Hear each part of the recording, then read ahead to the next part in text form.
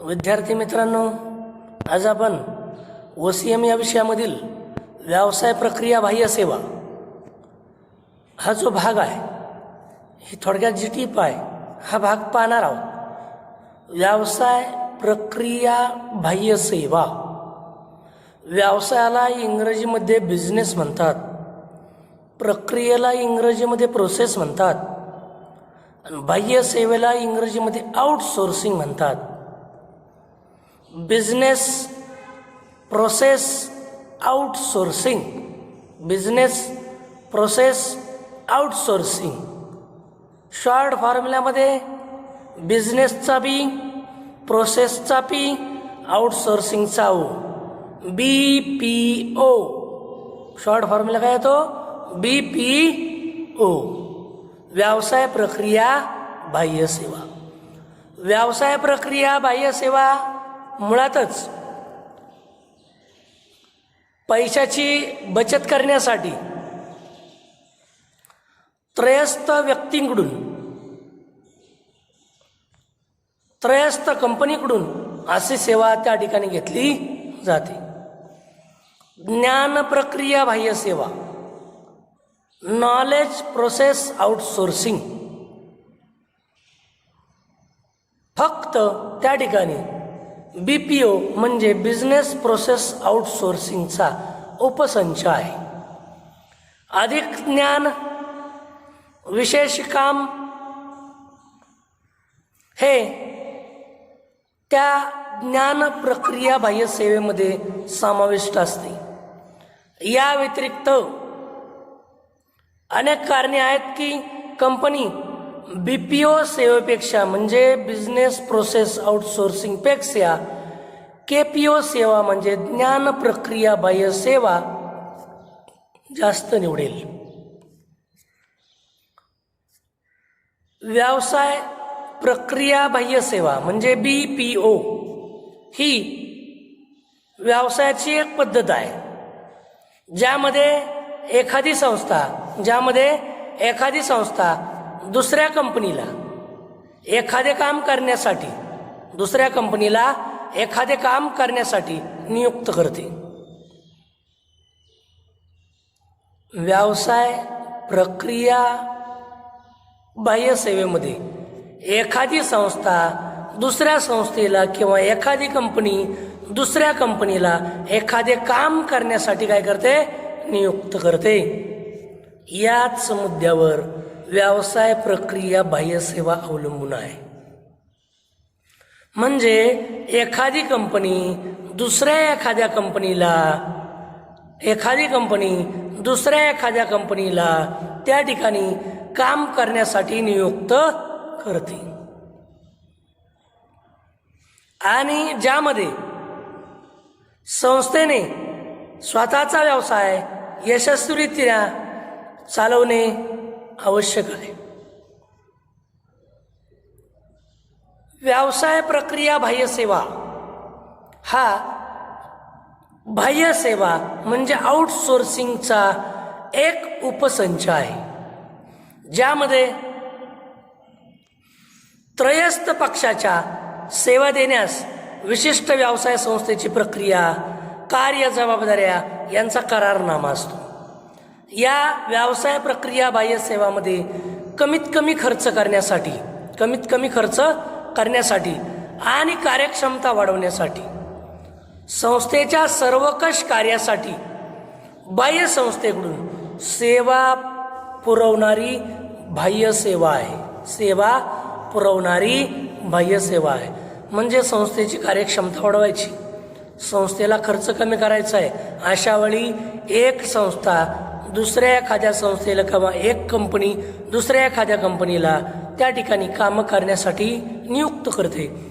मात्र ज्या कंपनीला आपण कामं करण्यासाठी नियुक्त करतो ती कंपनी त्या कामामध्ये निष्णात असली पाहिजे आणि त्या कंपनीने स्वतःचा व्यवसाय यशस्वीरित्या चालवणं आवश्यक आहे. त्या कंपनीनं स्वतःचा व्यवसाय त्या ठिकाणी यशस्वीपणे चालवणे आवश्यक आहे. जेव्हा अशी दुसरी जी कंपनी आपण जिला कामासाठी नियुक्त करतो ती जर व्यवसाय संस्था स्वतःचा व्यवसाय यशस्वीपणे चालवत असेल तर त्या ठिकाणी त्या कंपनीला, त्या संस्थेला त्या ठिकाणी काम करण्याचा करार त्या ठिकाणी दिला जातो. संबंधित संस्थेच्या वतीने ती संस्था त्या ठिकाणी कार्यक्षमता वाढवण्याच्या दृष्टीने कमी महत्त्वाची कामं त्या ठिकाणी करताना दिसून येते. या व्यवसाय प्रक्रिया बाह्य सेवेचे फायदे आणि तोटे या ठिकाणी पाहिजेत. सर्वप्रथम नाण्याची एक बाजू म्हणजे व्यवसाय प्रक्रिया बाह्य सेवेचे फायदे पाहिजे. व्यवसाय प्रक्रिया बाह्य सेवेचे फायदे, बिझनेस प्रोसेस आउटसोर्सिंगचे फायदे, BPOचे फायदे, उत्पादनात वाढ होते. व्यवसाय प्रक्रिया बाह्य सेवेमध्ये दुसऱ्या संस्थेला काम करण्याचा करार त्या ठिकाणी केला जातो. जी संस्था त्या कामात निष्णात आहे, तज्ज्ञ आहे, अशा संस्थेबरोबर करार केला जातो. आणि अशी निष्णात असणारी संस्था शिक्षित आणि कुशल व्यक्तींकडून त्या ठिकाणी कार्य करून घेत असते. त्यामुळे त्या कार्यातील कार्यक्षमता वाढते, परिणामी उत्पादनात वाढ होते. नंबर 2, दुसरा फायदा पर्याप्त वापर. व्यवसाय प्रक्रिया बाह्य सेवा म्हणजेच BPO मुळे जी साधन सामग्री दुर्मिळ आहे, कमी उपलब्ध आहे, अशा दुर्मिळ आणि कमी उपलब्ध असणाऱ्या साधन सामग्रीचा वापर त्या ठिकाणी पर्याप्त आणि पुरेपूर केला जातो. त्यामुळे साधन सामग्रीचा वापर पर्याप्त आणि पुरेपूर त्या ठिकाणी होताना दिसून येतो आणि उत्पादनात भरीव अशी वाढ होते. किमतीत घट. प्रत्येक व्यवसायासाठी खर्चाची बचत करणं आवश्यक आहे आणि अशी ही बचत करण्याचं काम त्या ठिकाणी व्यवसाय प्रक्रिया बाह्य सेवेमुळं त्या ठिकाणी वस्तूच्या किमती कमी होत नाहीत, तर उत्पादकता आणि नफ्यातही वाढ होते. कारण व्यवसाय प्रक्रिया बाह्य सेवेमध्ये व्यावसायिक कामं करण्याचा करार दुसऱ्या संस्थेला केला जातो. त्यामुळे दुसरी संस्था काम करत असताना खर्चाचीही बचत करते, वस्तूंची फक्त किंमतच कमी करत नाही तर उत्पादकताही वाढवते आणि नफाही त्या ठिकाणी वाढताना दिसून येतो. पुढचा तिसरा फायदा आहे सुधारित मानवी स्रोतांमध्ये वाढ होते.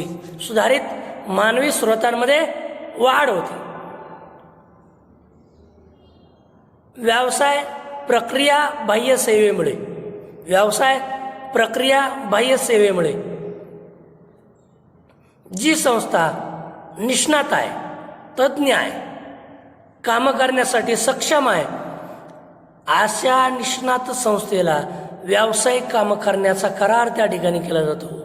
त्यामुळं कमीत कमी किमतीत प्रशिक्षित कुशल कामगार त्या ठिकाणी मिळतात आणि अशा कुशल आणि प्रशिक्षित कर्मचाऱ्यांकडून काम करून घेतल्यामुळे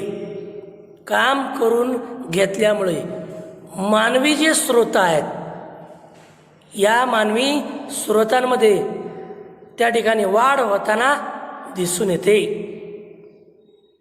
हे झाले या ठिकाणी व्यवसाय प्रक्रिया बाह्य सेवेचे फायदे. 4, उत्पादनात वाढ, पर्याप्त वापर, किमतीत घट, सुधारित मानवी स्रोतांमध्ये वाढ होणे, असे 4 फायदे. यानंतर दुसरा जो भाग आहे व्यवसाय प्रक्रिया बाह्य सेवेचे तोटे म्हणजे BPOचे तोटे. 1, संज्ञापन समस्या. संज्ञापन समस्या या ठिकाणी व्यावसायिक काम करण्याचा करार दुसऱ्या संस्थेला दिल्यामुळे त्या ठिकाणी दुसरी संस्था जी संसाधनं म्हणजे साधन सामग्रीची वापरणार आहे, ती साधन सामग्री कमी दर्जाची त्या ठिकाणी वापरल्यामुळे सेवा पुरवणारी कंपनी आणि ज्या संस्थेने त्यांच्याशी करार केला आहे ती संस्था यांच्यामध्ये त्या ठिकाणी संज्ञापन म्हणजे माहितीची आदान प्रदान किंवा देवाणघेवाण जी आहे त्यामध्ये काय होते, एक प्रकारची दरी निर्माण होते आणि त्यामुळं गैरसमज वाढतो, संदेश चुकीच्या पद्धतीने पोचवला जातो, अर्थाचा अनर्थ केला जातो आणि त्यामुळं संज्ञापनामध्ये म्हणजे माहितीच्या देवाणघेवाणीमध्ये समस्या निर्माण होऊ शकते. नंबर 2, कामाच्या वेगवेगळ्या वेळा, भिन्न वेळ क्षेत्र असाही पर्याय म्हणता येईल त्याला. ग्राहक आणि जे पुरवठादार आहेत हे दोन्हीही भिन्न भिन्न ठिकाणी वेगवेगळ्या ठिकाणी काम करत असतात. त्यांच्यामुळं काय होतं, वेळेत तफावत निर्माण होते. ऑनलाईन सभा आणि त्यामध्ये संभाषण घडून आणण्यामध्ये बऱ्याचशा समस्या निर्माण होतात, अडचणी निर्माण होतात आणि त्यामुळं कामाच्या भिन्न वेळा वेगवेगळ्या क्षेत्रात वेगवेगळे काम करत असल्यामुळे त्या ठिकाणी त्यांच्यामध्ये संज्ञापन समस्या, संप्रेषण समस्या, सभा यामध्ये त्या ठिकाणी अडचणी निर्माण व्हायला मदत होते. हा दुसरा तोटा आहे. आणि तिसरा आणि शेवटचा तोटा आहे ठिकाणी नियंत्रणाचा अभाव. या व्यवसाय प्रक्रिया बाह्य सेवेमध्ये व्यावसायिक कामं करण्याचा करार दुसऱ्या संस्थेवर किंवा कंपनीकडे सोपवला जातो. त्यामुळे त्यांच्यामध्ये माहितीची देवाणघेवाणामध्ये चूक होऊ शकते. भिन्न वेळ क्षेत्रामुळं कंपनीचं दुसऱ्या ज्या कंपनीकडे आपण काम सोपवलंय त्यांच्यावर नियंत्रण पूर्णतः राहू शकत नाही, नियंत्रण सुटतं, कंट्रोल राहत नाही आणि त्यामुळं थोडक्यात ज्यांच्यावर आपण काम सोपवलेलं आहे त्यांच्यावरचा नियंत्रणाचा अभाव त्या ठिकाणी जाणू लागतो. अशा पद्धतीनं 3 तोटे आहेत: संज्ञापन समस्या, कामाच्या वेगवेगळ्या वेळा आणि नियंत्रणाचा अभाव. या ठिकाणी व्यवसाय प्रक्रिया बाह्य सेवा अर्थव्याख्या फायदे तोटे स्पष्ट करता येईल. यानंतरचा पुढचा जो मुद्दा आहे आपला, पुढचा मुद्दा आहे ज्ञान प्रक्रिया बाह्य सेवा. याला इंग्रजीमध्ये ज्ञानाला नॉलेज म्हणतात, प्रक्रियाला प्रोसेस म्हणतात आणि बाह्य सेवेला आउटसोर्सिंग म्हणतात. Knowledge, process, outsourcing. शॉर्ट फॉर्म्युल्यामध्ये नॉलेजचा के, प्रोसेसचा पी, आउटसोर्सिंगचा ओ, KPO असा शॉर्ट फॉर्म्युला त्या ठिकाणी तयार होईल. KPO म्हणजे ज्ञान आणि माहितीशी संबंधित जी कार्य आहे ती त्रयस्थ पक्ष, त्रयस्थ संस्था यांच्याकडं अशा सेवा प्रदान करण्यासाठी त्यांना त्या ठिकाणी संधी किंवा सेवा उपलब्ध करून देणे. KPO म्हणजे ज्ञान प्रक्रिया बाह्य सेवा, नॉलेज प्रोसेस आउटसोर्सिंग. हा BPOचा म्हणजे बिझनेस प्रोसेस आउटसोर्सिंगचा उपविभाग आहे, गाळलेली जागा, ज्यामध्ये सेवा पुरवणारा त्यांच्या क्षमतेतील व्यवसायासंबंधीची सर्व कार्य तज्ज्ञांच्या सेवा पुरवण्यासाठी दुसऱ्या एखाद्या संस्थेला त्या ठिकाणी नियुक्त करेल. केपीओच्या तुलनेनं उच्चस्तरीय जोखमीच्या कामाचे वाटप हे बाह्य संस्था म्हणजे त्या ठिकाणी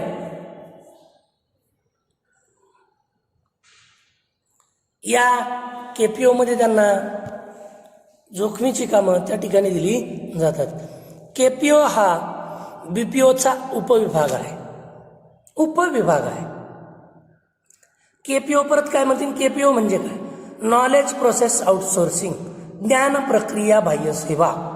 ज्ञान प्रक्रिया बाह्य सेवेमध्ये मुख्य कार्य आहे सेवा पुरवणारी त्रयस्थ व्यक्तीकडून ती कामं, ती कार्य करून घेणे किंवा ती सेवा करून घेणे याचा समावेश होतो, ज्यामध्ये मुख्य कंपनीला किमतीचे लाभ मिळू शकतात किंवा मिळू पण शकत नाहीत.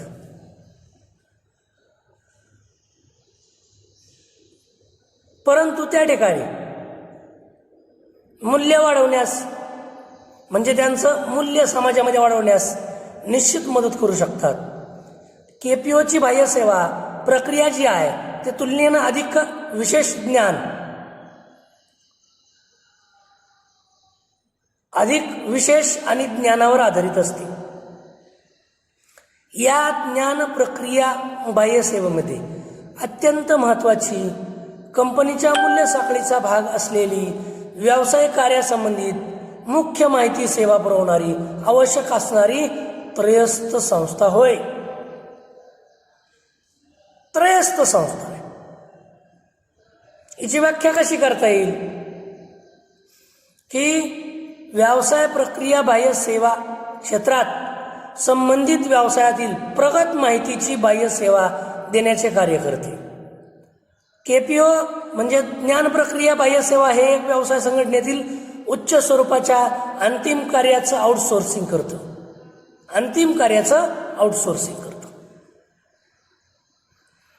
या ज्ञान प्रक्रिया बाह्य सेवा हा जो भाग आहे यामध्ये ज्ञानाशी संबंधित, माहितीशी संबंधित कार्य वेगवेगळ्या कंपनीतील कर्मचारी त्याच कंपनीच्या सहाय्यक कंपनीद्वारे केली जातात. हे खर्च कमी करण्यासाठी एका देशातून किंवा देशाबाहेरून देखील केलं जातं. खर्च कमी करायचा आहे, मग देशातून होत नसेल तर बाहेरच्या देशाकडून ती सेवा घेऊन खर्च कमी केला जातो. ज्ञान प्रक्रिया बाह्य सेवेला प्रगत तांत्रिक कौशल्य असणारी उच्च व तज्ज्ञांची आवश्यकता असते. या ज्ञान प्रक्रिया बाह्य सेवेमध्ये महत्त्वाची किंवा कमी महत्त्वाची कार्य करण्याची परवानगी दुसऱ्या संस्थेला दिली जाते की जी कामं करण्यासाठी दुसरी संस्था त्या क्षेत्रात पारंगत आहे, तज्ज्ञ आहे, अशांना ती कामं दिली जातात. या ज्ञान प्रक्रिया बाह्य सेवेचे फायदे आणि तोटे या ठिकाणी आपल्याला पाहिजेत. फायदे पाहू. ज्ञान प्रक्रिया बाह्य सेवेचे फायदे. ग्राहकांना कमीत कमी किमतीत व्यावसायिक सेवा मिळतात. पहिला फायदा, ग्राहकांना कमीत कमी किमतीत व्यावसायिक सेवा मिळतात. ज्ञान प्रक्रिया बाह्य सेवेमुळे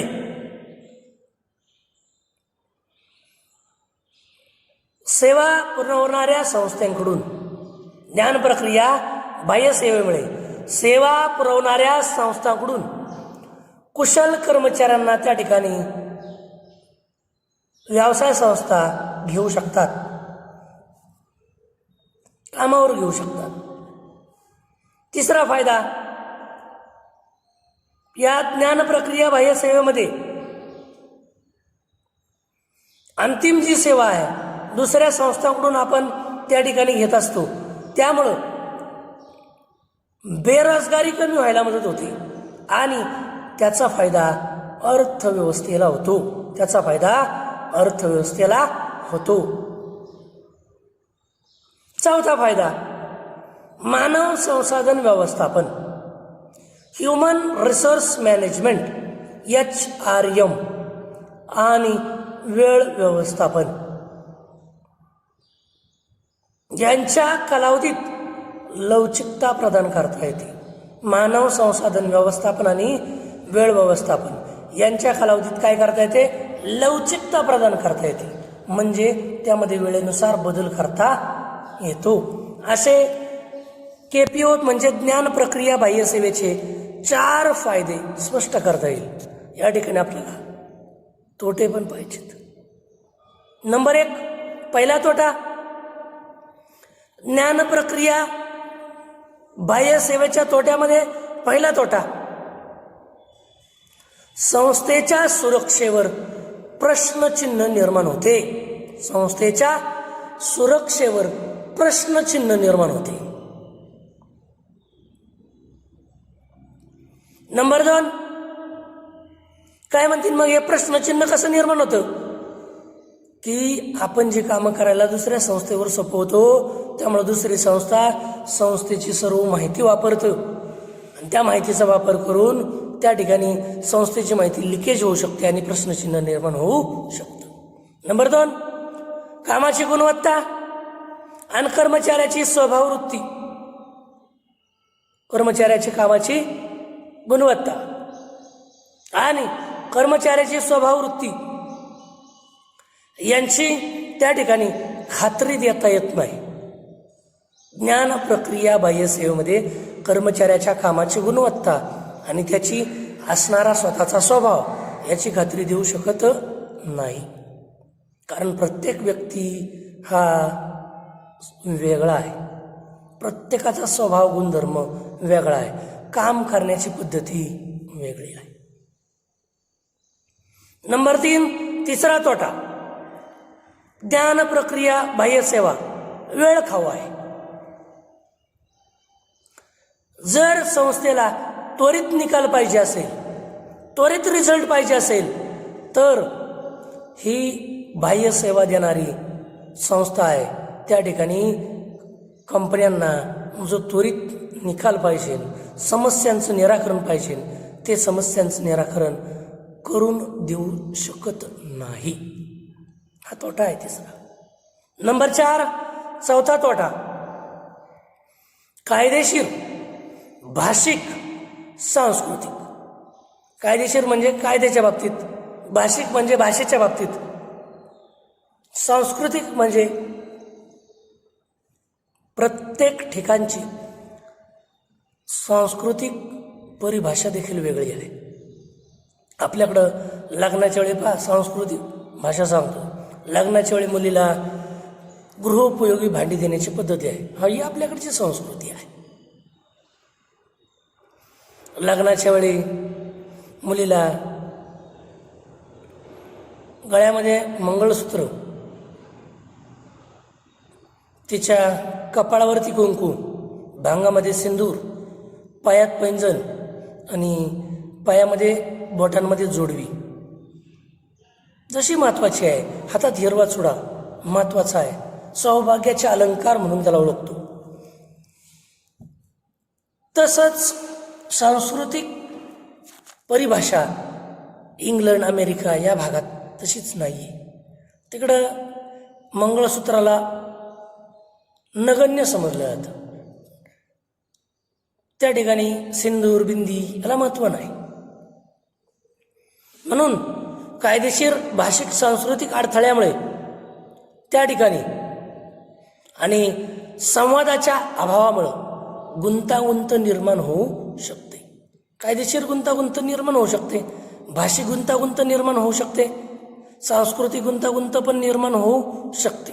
कारण कायदे इकडचे आणि बाहेरचे वेगळे आहेत. इव्हन राज्यामधील कायदे देखील भिन्न भिन्न आहेत. आणि 5वा तोटा आहे, भाषेच्या अडथळ्यामुळे संवाद कमी होतो. आपण मराठी बोलतो, काही तेलुगू, कन्नड बोलतात, त्यांना आपली भाषा समजत नाही, काही फक्त हिंदीच बोलतात, काही फक्त इंग्रजीच बोलतात, त्यामुळे ही भाषेची अडचण निर्माण होऊ शकते. अशा पद्धतीनं ज्ञान प्रक्रिया बाह्य सेवेची प्रास्ताविक माहिती, व्याख्या, फायदे तोटे स्पष्ट करता येतील. यानंतरचा जो भाग राहिला, शेवटचा भाग या प्रकरणाचा, कायदे, प्रक्रिया, बाह्य सेवा आणि फरक राहिलाय, तो भाग आपण पुढच्या तासाला पाहणार आहोत. बाळांनो, मी रोज सांगतोय, अभ्यास करा. जे पाहत आहेत व्हिडिओ त्यांनीही करा, जे पाहत नाहीत आपल्या मित्रांना मैत्रिणींना सांगा. बाबांनो, आपलंच नुकसान यामध्ये आहे. कृपया करून व्हिडिओ पाहत चला, वेळ असेल तेव्हा पाहत चला. त्यामुळंच मी यूट्यूबच्या माध्यमातून आपल्यासमोर व्हिडिओ टाकतोय. केव्हाही शंका येईल तेव्हा परत वारंवार पाहत चला. आणि काही शंका असेल तर तुम्ही मला आपली जेव्हा प्रत्यक्ष शाळा सुरू होईल तेव्हा विचारल्या तरी चालतील, किंवा तुम्ही माझ्या पर्सनल व्हॉट्सअप नंबरवर टाकल्या तरी चालतील. त्यांचं आपण नक्कीच समाधान करण्याचा प्रयत्न करूया. थांबू आपण या ठिकाणी. धन्यवाद.